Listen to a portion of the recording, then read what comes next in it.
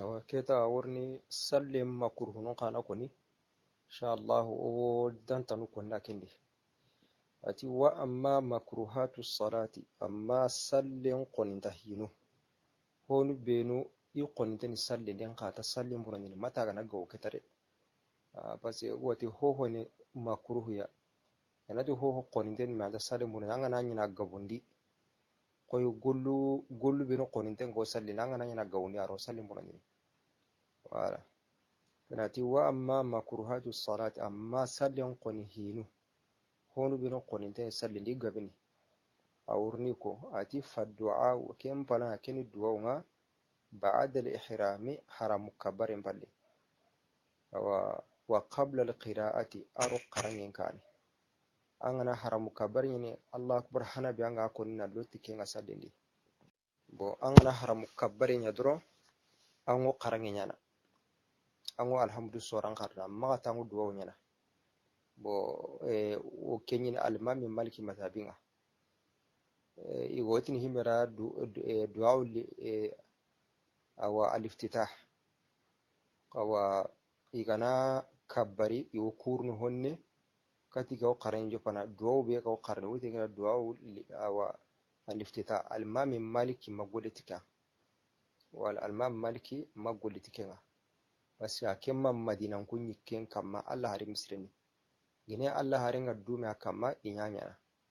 na'am kene Allah harin goliti madinan ko ndiga killenyi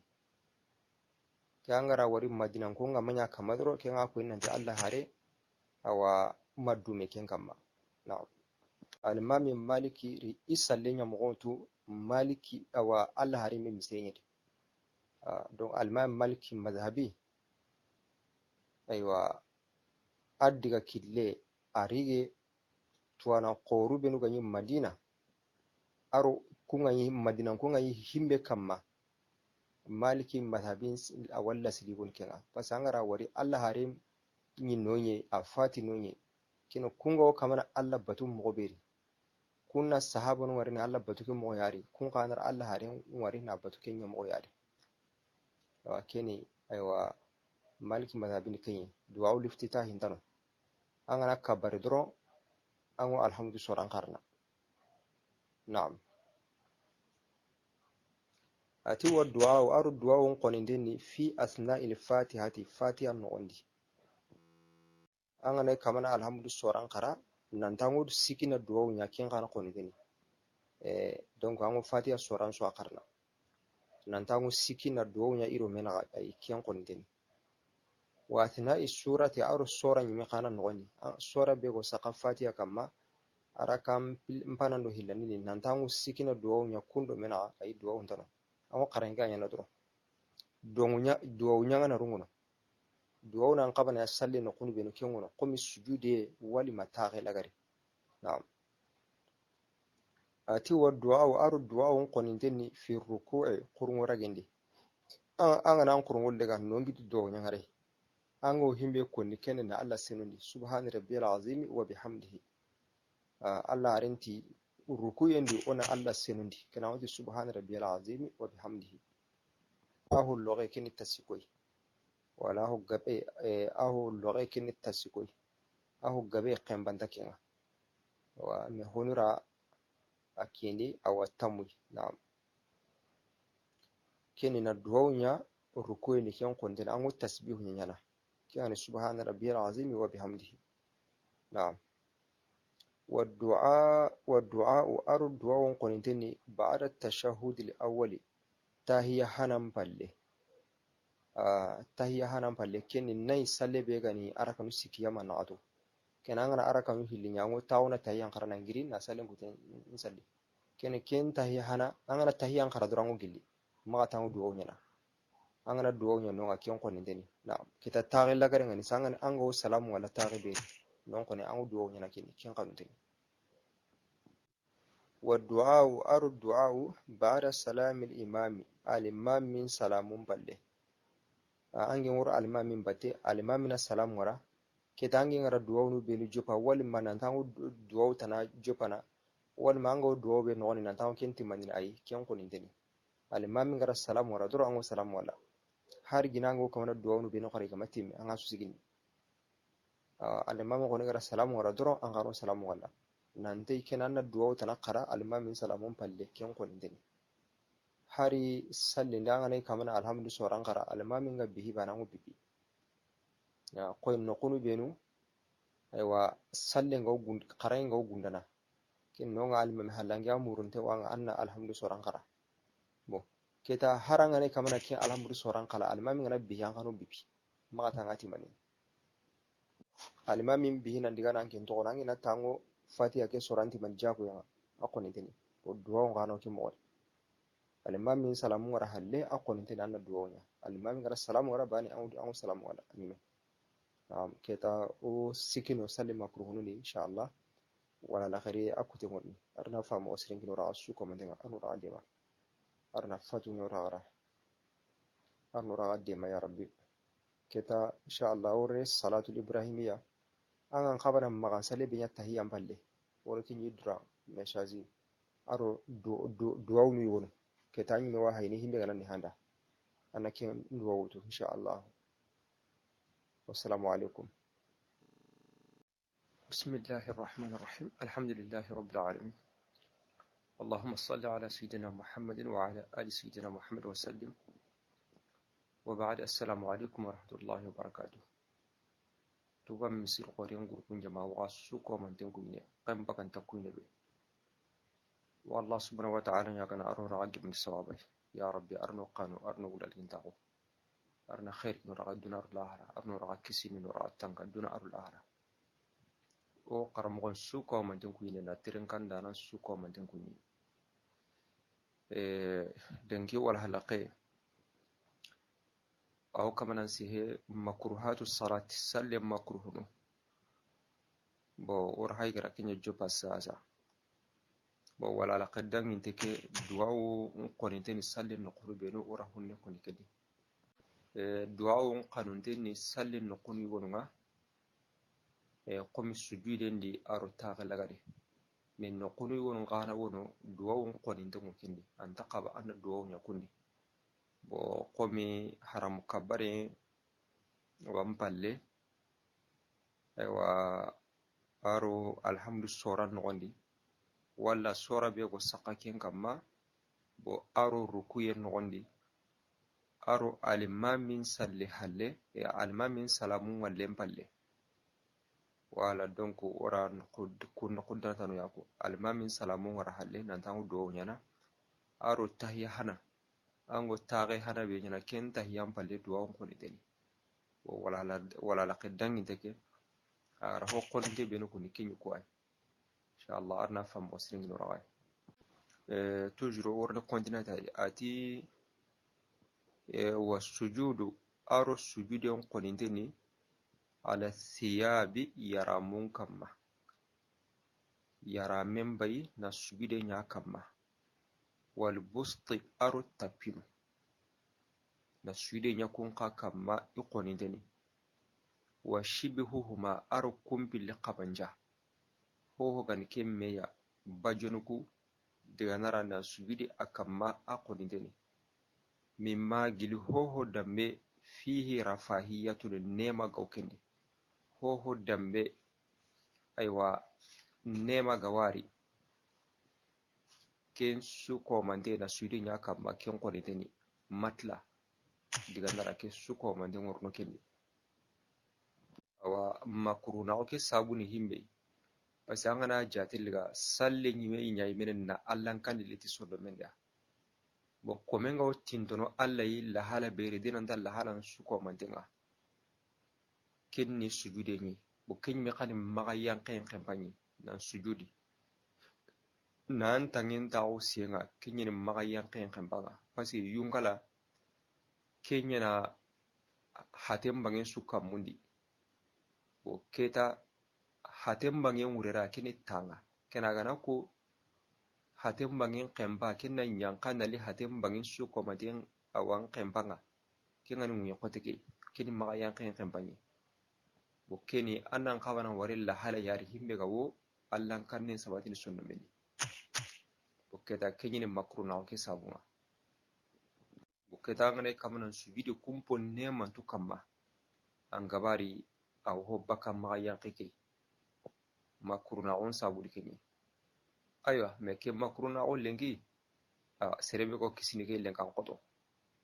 o sallini aywa ho kamal lengi ahu gabe worno geri tapinu ku bajo aywa wal masali tapinu su sallini kenye kamma aywa ke makuru woni kera besu logo lengi ke makuru kera besu logo lengi aywa na'am me ke saran gabari misirin tapinu ku wayu go gerenye gerenye anga ngana suida kamanda nema korkore santiri wa ken koni pasi tapi nema don kana wono tapi nema don ngono ho gerenye don ngono an gabar kon misirin kandu go kunya ho gerenye don ko anga suida kamanda ke men nema kore kitare inshallah ogara ko mobe ke koni gari makru be kera besu logo karanga na woke makru nyana karambali ngwanya na awno kunsu naamati bi khilafil hasiri kenwoti tembe me sokenga keta tembe be ga iti tembe nemande komi kayinde muku neman ta kunga bo angana suidi ken kamma nan tangi wara ken kamma timma kurna onda kende kati fa innahu ke la yukrahu sujudu inta sujudi on konini alaiha ken kamma tembe be nema kore nema gandai na sujudi ken kamma makuruna onda kende ati walakinna tarkaha anka atoqe harana ma sujudi ken tembe kamma ati awla kinyen pasangunda awa ati wa sujude ala al-ardi muyokotin me kamma afdalu kinyen pasangunda kinyen sirini annan tangi me tawo muyokotin ma kamma kinyen sirini aywa anka uku saliranu lengi kenan qotore jango awa misiru wo salim ko lengi aywa ampoto peut-être mata ambane gane salini an na suite kata aywa yesenga ko salim ko lengi awan qoto Allah hari misire sallallahu alaihi wasallam tembe me manyari inshallah shan kullu yari Allah hari misire tembe me manyari jango tapi kunyi salini shan kullu nya kamma na'am aywa uku koni lengi aywa awara ko mobe makruh be gani ke aywa sha'irun arabisu logo aw nuqsu ati wa min al makruh aw gilli makruh nga as-sujudu sujude ngo gilli makruh nga otin wa min al makruh sujude ngo gilli makruh nga ala kawri imamatihi ajram gummilaki kamma jalamugun sitinte nga jalamugun nga nyunkala nga meleken to tangeke kamma bon meleke ke nan sujudi ken kamma akoni deni ana kamana jalamugun bugan tangenye nan tangenye metaawundi senga bon meleke ke gama dangi bani hilori anta salim borndini meketa gana gabo hillo ya meleke sikko nagato awa kemu nyana sabu ina salim borndi na'am koy la gadar gumenga ko ni mobe tayyatun aw tayyatayn meleke ban gol ma meleku hilli na suudi ken kamma ken ko ne mana gabo ken nga awa kaw salim bono salim bono parce que ken worno an tangeno ngi qoten awa ndo mena episero ngo qotono na'am aw tarafi kummihi wal ma ayran kambe an ko kamanan salli doro hore nganga keta anna kusana ken bayi na antangin tawen kama purke antangin na maka singita ken konin deni parce que hayara ko himbe siringa na antangin me tawo singa wala do awrida ihi wal maqha kama nan salli qoha be kama nan sujudi ken kama tiken qana konin deni annan qabana haranga na tawo ko an kama an gana ke sujudi daga an antangin tawon sini tiken sirin mo sirin ati wali qira'atu ar qarangen qoninteni qur'ana qarange fi ruku'i qur'ura gendi qira'atu qur'ana qarangen na qur'ana qara fi ruku'i qur'ura gendi ken qoninteni himbe ga konora Allah harinti qur'ura gendi ona Allah subhanahu wa ta'ala ko ona Allah sirdi kena ngoti ni subhana rabbiyal azim wa bihamdihi subhana rabbiyal azim wa bihamdihi aw loga kindi tasikoy minan tango qur'ana qarna qur'ura gendi ken ko ndeni wasujudi aru sujudi an kahanari na qur'ana qara sujudi ni ken kana ko ndeni qur'ana qara ngentano himbe gawno ango subhanallahi ko ne nyana aru du'a awdini subhana rabbiyal ala subhana rabbiyal ala aw logani tasikoy ango du'a betu ango kenyana sujudi ndi kenyum burundeni ati wa du'a aru du'a kana ko ndeni bil ajamiyati ti hatan bidin kannenga bo o wa konde ke mori ken bil ajamiyatu ni kanno kanne gaiti arabun kanne anya hatan bine me kannenga sanya tuwa kannenga sawa anya anglenga sawa kanne ho gaiti arabun kanne arabun muti de kenya al-lughatul ajamiyya wa me oku kanunya mo kana fasar woti hatan bin kanne ka wure na disire be hatim bin ngani kemba ni ay muradu bitika muradu ni kanno kanne gaiti arabu kanne ken swani al ajamiyya bo ati duwa on ni bil ajamiyyati ti hatan bin kanne nga lil qadri katananda al arabiyyati arabun kanne nga sire be garaw arabun kanne nga duwanu nan kabana nyan no kube bo serebe garaw arabun kanne nga na duwaw nyando ngati kanne tanay himbe gaiti arabun kanne nga akoni teni ko be oti sujude ndi duwaw kanu teni aro taage lagari duwaw kanu teni duwaw sugal landa dunan pa milahar hambe anga nyana me angana kata arabun kanne nga mustahabu nyini anna nyete arabun kanne nga angaro arabun kanne nga angana kendo kono nanya kanne tanari ko me example ango munanti Allah ya himma Allahumma ghfirli Allah yahi maga na arabu kane toro nanti Allah yahi maga nin pin awa anni hinna ana warjagai awalla kamu ina ana khairi kina durar lahara na ko dike mo ri sunan kan ndi an garawa ko ne arabu kan ndi akoni ndi me ho tan sallenga haranga ne kata arabu kan ndi ngana ndu tuguna ko sunan kan ndi ma babaran kan ndi awa na ko kanne tanari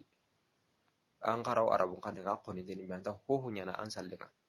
bo amma keta sirebe garanta arabu kan ndi an ha ko nan kan nakiri ho hundai duwaw nan kabana nyen no kunu be ni sujude aro taage lagari kata ngo salamu wala duwaw murundeni an garanta arabun kanne be gallinga da nga ko deke ni ho hundai sunan kanne babran kanne an garo himbe faransi an garo himbe an ha ko deke ni ho hundan sallen na'am aywa wollenge kallen walaire insha Allah arna fam wasrengi nura idan wasa ga hati wasujudu ar sujudi on konindeni ala thiyabi yaramun kama wal busti ar tapin wa shibihuhuma ar kumpil qabanja muradu na ar himin go koy kumo mimma gili hoho ya fihi rafahiyatu nema gawkendi bi khilaf al hasir kamati tembe meswaga tembe taqentari فإنه تنبي لا يكره السجود إن تسجد قنني عليها كنكما ولكن تركها أنك تنبي كمتوقي أو لكن يسرين والسجود السجود على الأرض يقدم كما أفضل كن فسمته ومن المكروه السجود سجود وجل مكروه يقول انتها على كور إمامته أجر مهمل كنكما أو طرف كمه ولما أجرا كم به أو ردائه والماق هنكما والقراءة أرقر ينقل في الركوع قرنغورا جندي قرن ينقل قرنغورا جندي والسجود أر سجودي نقرانا قراكين مرادما نقرانا قرا قرنغورا جندي أر سجودي كيون قنتني هم مورنتنغا وانغا تسبيحنا الله سبحانه ينقلني نعم والدعاء أردعاء قننتني بالعجمية تحت بين قننا أورني قنه هو كيتي عرب قنه ندعاء يكن كيون قننتني للقادر كتانندا على العربية عرب قننا سربي غراو عرب قننا نكين تقولنا ندعاء يقنه تراري كيون قننتني أما هم بغرانتا عرب قنه أنغراو قنه بأنغان دعاء ينكندي هو هندي تهو ينان سلنا بعد سلام ينداري سويدو سلام يندار هو ينداري نعم أرنا فم وسلم نراغي اللهم صل على سيدنا محمد وعلى آل سيدنا محمد وسلم والسلام عليكم. أعوذ بالله من الشيطان الرجيم. بسم الله الرحمن الرحيم. الحمد لله رب العالمين وصلى الله وسلم وبارك على سيدنا محمد وعلى آله وصحبه أجمعين. ربنا آتنا في الدنيا حسنة وفي الآخرة حسنة وقنا عذاب النار. ربنا لا تزغ قلوبنا بعد إذ هديتنا وهب لنا من لدنك رحمة إنك أنت الوهاب. اللهم صل على سيدنا محمد وعلى آل سيدنا محمد وسلم. tuba misir qoyren jama wa su ko ina kan baganta ku ne be o qaramo on ku ni tren kan na su ko mande arna khair kino ra ya rabbi anu ra kan anu asutur nar da anu laga nusru anu qam ya rabbi bijah mustafa sallallahu alaihi wasallam ay kenna halle o dangniti o wala da qenga harsa una makruhatu salat salli on ko intahino hinu be no ko intenga wo wa sallendi aywa ashma ibn kamana se kunya kamadi kana toujours لنجي والهلقات والالتفات في الصلاة وتشبيك أصابعه وفرقعتها ووضع يديه على خاصرته وإيقاعه وتغميض عينيه ووضع قدمه على الأخرى وتفكره بأمر دنيوي وحمل شيء بكمه أو فمه وعبث بلحيته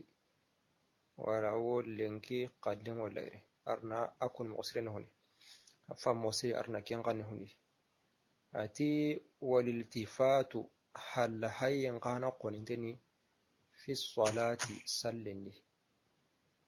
أنت قبنا أمبال هاي سلني التفات أوتني هل هاي kempile muradu ngane himbe dro na nyagan yilla baka an jonko iranga angane kamanan salli maga nyagan yilla yillaro an tatunga aram palle awa maga no kusuhai anan qabana no ko be ha an sujudira angana sujudan tan wara taw no ko bere anan qabana no mba ne kulepe ai wala donc maga nyagan yilla yillaro tatunga aro awadu halle haranga nan ta tempai ken suwani iltifatunga ken qonin ten musallindi wa na'am basi ke su ko mande inta sallen bonan ka ho qore ya baka sallen barajinga basi an kilungo bakar an sallen batagari bo an taqaba ati wa tashbiku asabihi aro adrumu wa aro andrumu niro meri na an kitin drumun piliro meri awa tashbiku yani niro meri bo an kitum pili aniro meri kyan ka koninteni wal ma an to yilla na kensu a koninteni donc tashbiku me konen himbe niro meri wala donc an kitum pili drumu lo men ondi kyan koninteni wa farqatuha aro drumu qotem bakke farqatu yani an kitem qotem buni sallen no ondi kyan koninteni an hon wali sallinte ke sunyana wal ma an sallinte na an kannen qote muguni kusu ko man ten koninte ne na famu an ana sallinde do salle jongo yan sallen ba ne kuli kan an jongo Allah na ke su ko man ten bayna to kono salle kini wuci tuna ne kene ma ke ho de bari ati wa wadu yadayhi ara kitun pili walle ala khasiratihi inna anen kamma an sallinte anan kitun pili waranna anen kamma sentirin sitira walima aywa jumin sitira kene khasiratu ngam bakoto anan kitun pili waraken kamma komi ma gore sigmo ken qahana qoninten ni sallinde ma akenya ati wa iqa'uhu aru an yuhi annan yuhu kenni kanga tarimbire anna tagu an tanjun kompilli kamma komi wulen yuhul mobe Allah rento ma akenya ken tagu mo Allah rento maganya ango tagu mo beri ango tagu na nguriyan tatten kamma noge mbangi wa tagu mo ko sirengan himbe ango tagu no anguriyan tatten kamma noge mbangi keta na noge ntake gusu na kimbu kangure ma ta'a kamare an wanno genta ngusuna ken bugangure na ken wara do taymbangya kena anta yenta ke an ken sigini wala anta yenta ke an ken sigini na tandro mun jongo kata nguyenga wala ken ne ta'a mo sirsirenga mena nyeho koni ana tawan tanjo kono ku hili kamma tandro mo kata nguyenga koy hon wanyana wati ken ta'a mo kana biha ke akoni deni na'am wa taghmidu aynayhi ar ayya umpil littaqi nan ya umpil littaqi sallin woni akoni deni man ta gana darura saura darura agana darura saura la wanyana darura nyugon kan kwa amurni hoygo wari awurni ambu ammondi awa amurni ho lawra wari walima example hoygo warni dangi anyi qawat nan dangana ke wari wayna sawi na ambu ammondi ewa ana darura saura kiungeme darura ga henna ya kunu ngati wala sa allan kanina li solo mene ayi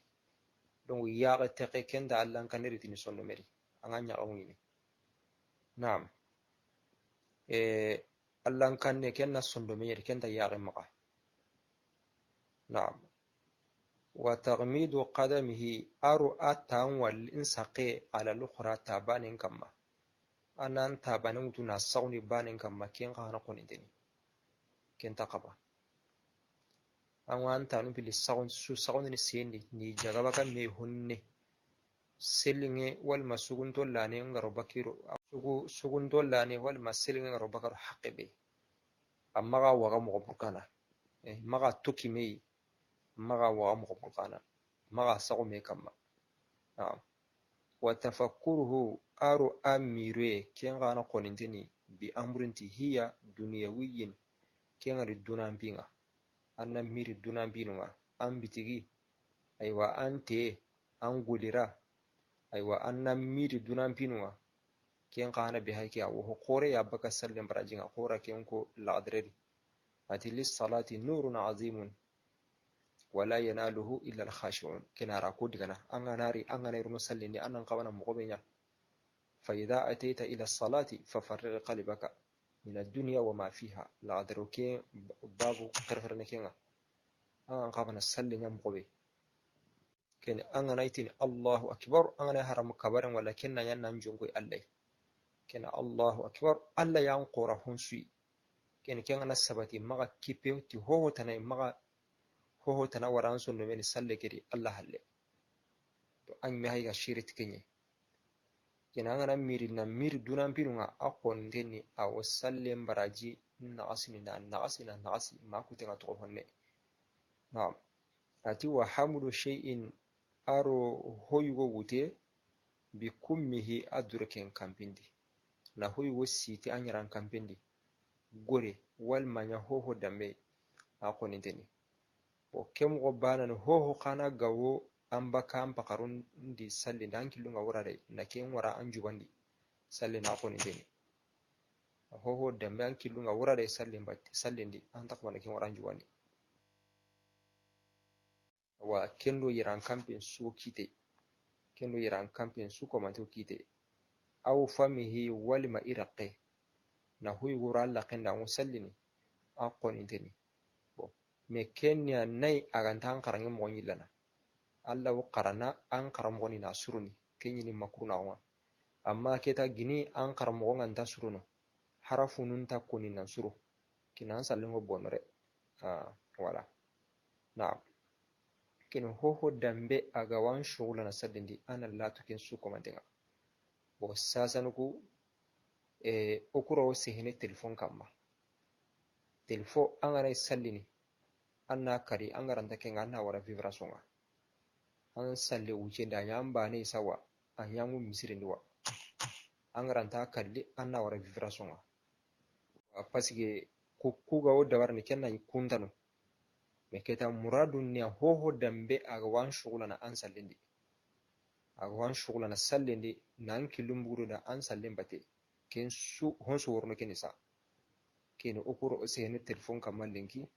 anna telefon kari salle bire wale ma ana wara vibration ga aganta pasa agana sone vraiment wamba kam wona anki lungora de mosri na kenno kitabu men pay kamana himmelo ko so amana na wa abasun ara sangiyon koninteni bi lihiyatihi ta shenkenga an sallini an senkena to ka yintuku futu futunu anna jaga jaga anna yintuku futu futu a koninteni donc ke suko manten koninteni ho gani ke meya suko manten koninteni iwo sallen baraji na kasini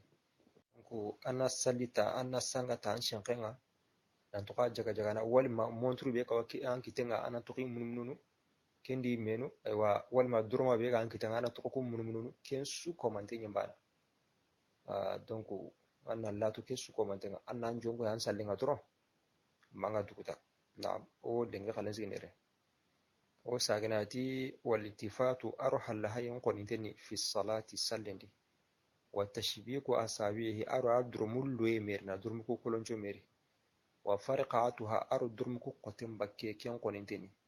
wa wadu yadayhi ara kitumpili walle ala khasratihi in anen kamma wa iqa'uhu aro nyuhi ta'umoni ke wa koninteni wa taghmidu aynayhi aro ayyaum bil taqi ken koninteni wa wadu qadamihi aro ta'an walle ala al-ukhra tabanin kamma ken koninteni wa tafakkuruhu ara miru bi amrin dunyawiyin ti dunan pinga an ken konteni anna miri alla kallanka unga alla kallanka o aro lahran pino anna anyakomi an paisike alla wure jahanabanu aljannanu ana miri kunga na wa hamlu shay'in aro howutie bi kummihi iyaran kampindi ken koninteni wal majun kampindi ken sugo ken oni wal madur ken jubandi akawan shukula na sallindi aw famihi wal mayraqindi wa abasun aro sange bi lihiyatihi tisenqenga ken kana koninteni maduruma walima aywa kundi menu monturunu qaranyinu. Assalamu alaikum.